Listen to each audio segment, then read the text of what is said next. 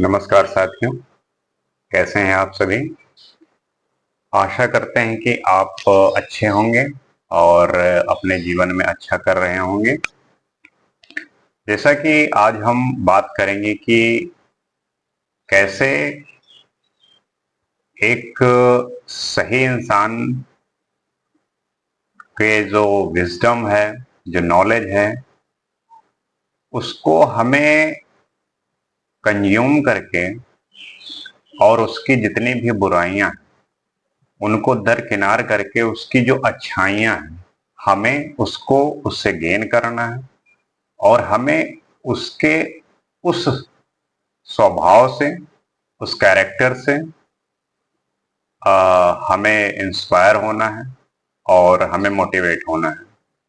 क्योंकि बुराइयां सब में होती हैं और अगर आप बुराइयां ढूंढेंगे तो हर एक पर्सन में, हर एक इंसान में कुछ ना कुछ होती है। लेकिन आपका जो एक पॉजिटिव माइंडसेट ये होना चाहिए कि मुझे हर किसी में उसकी जो अच्छाइयां हैं और उसके जो पॉजिटिव थॉट्स हैं हमें वो गेन करना चाहिए।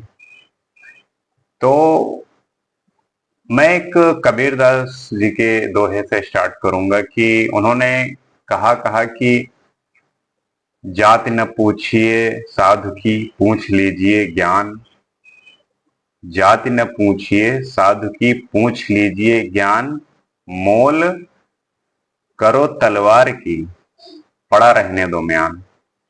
तात्पर्य ये है कि आप एक साधु इंसान, एक कोई भी हो, चाहे जैसा हो, चाहे उसकी कोई जाति हो, धर्म हो, उसको उस पे नहीं जज करना, उसके रिलीजन, कास्ट, उस पे नहीं उसे जज करना।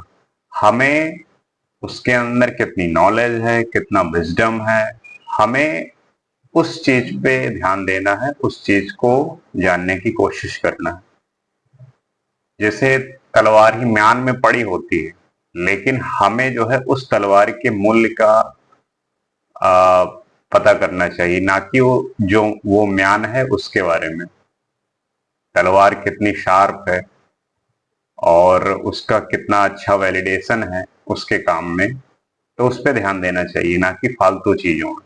और हमारे सोसाइटी में यही प्रॉब्लम है कि हम जो है क्या करते हैं कि हमें सब कुछ जानना है, उसकी अच्छाइयां भी, बुराइयां भी, क्या करता है क्या नहीं करता। अरे भाई, तुम्हें क्या लेना देना।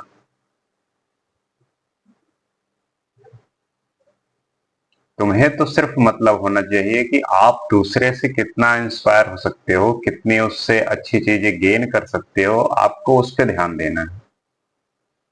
क्योंकि आप अगर उसकी हर चीज को जानने की कोशिश करोगे तो एनर्जी का जो एक लेवल है,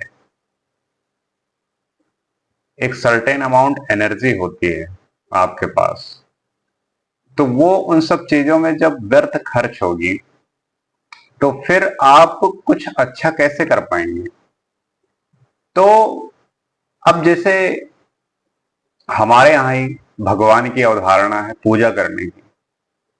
लोग सालों साल दशकों तक पूजा करते हैं, लेकिन उनके जीवन में आप देखते होंगे कि कोई परिवर्तन नहीं आया, नहीं आएगा। क्योंकि जो वाकई में उनसे ग्रहण करना है, जो उनसे प्राप्त करना है, वो इंसान नहीं करता। बस वो एक भेड़ चाल में चलता चला जाता है। This is not good for him और हर। तो हमें भगवान के धारणाओं को या पूजा की जो धारणा है उसको बदलकर हमें खुद वैसा बनने की कोशिश करना चाहिए।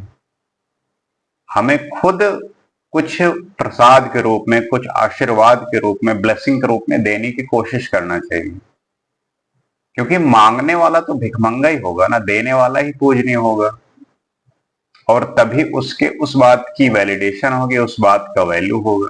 आप देखते होंगे समाज में कि जो प्रतिष्ठित लोग हैं, जो आ, समाज में होंगे, कुछ पद प्रतिष्ठा पे होंगे, उनके बातों की वैल्यू होती है। और कोई सामान्य इंसान है, कितना भी नॉलेजफुल है, लेकिन उसके बात का वो भार, वो वेट नहीं होता, चाहे वो सेम बात बोल रहा हो। तो वो वैलिडेशन तभी आएगा जब आप उनको वापस कुछ दे पाएंगे। तो ये आपकी धारणा होनी चाहिए। और प्रॉब्लम यही है ना कि हम जो है क्या करते हैं कि व्यर्थ की चिंता करते हैं और उसमें आपकी सारी एनर्जी लॉस हो जाती है। व्यर्थ की चिंता करने वाला तो कोई कुछ कभी कर ही नहीं सकता। तो व्यर्थ की चिंता से बचना है, थॉट्स हमारे क्लियर होने चाहिए। और इन सब चीजों को जब आप देखेंगे, जैसे कि हमारे सोसाइटी और समाज की एक खूबी यह है कि लोग उपेक्षा बहुत करते हैं, क्रिटिसिज्म बहुत करते हैं और उससे बहुत लोग परेशान होते हैं।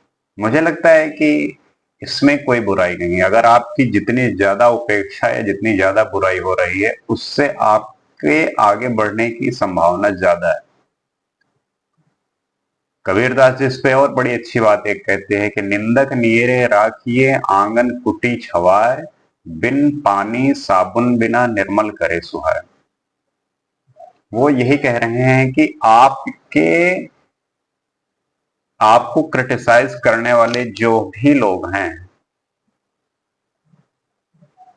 उनको जो है अच्छे से अपने पास में रखने की कोशिश करना चाहिए, क्योंकि अगर वो आपके पास में है तो आपको किसी भी साबुन, शैम्पू या किसी भी तरीके की आ, ऐसी मटेरियलिस्टिक चीजों की कोई जरूरत नहीं जिससे आपको वो साफ करें, क्योंकि उनका जो क्रिटिसिज्म होगा, उनका जो आपके प्रति उपेक्षा होगा, वो आपको उस बारे में सोचने में मजबूर मजबूर करेगा कि आप गलत क्या कर रहे हो।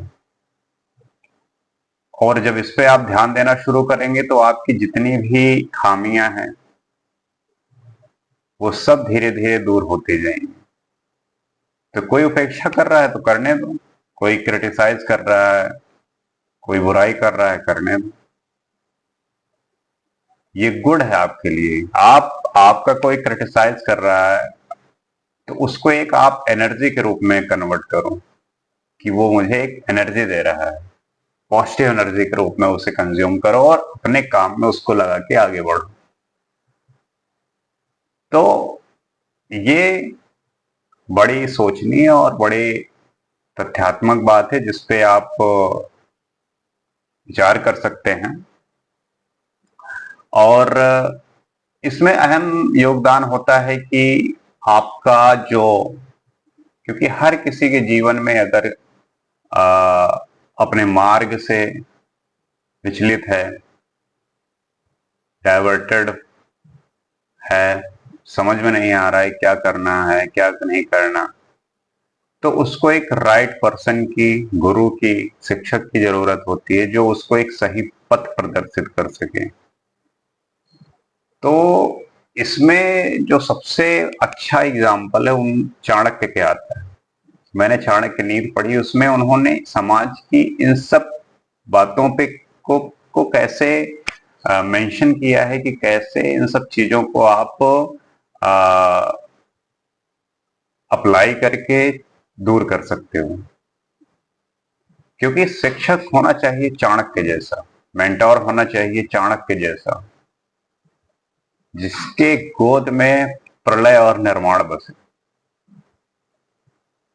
कि चाहे तो किसी भी राज्य को खत्म कर दें और अपना खुद का एम्पायर बनाए।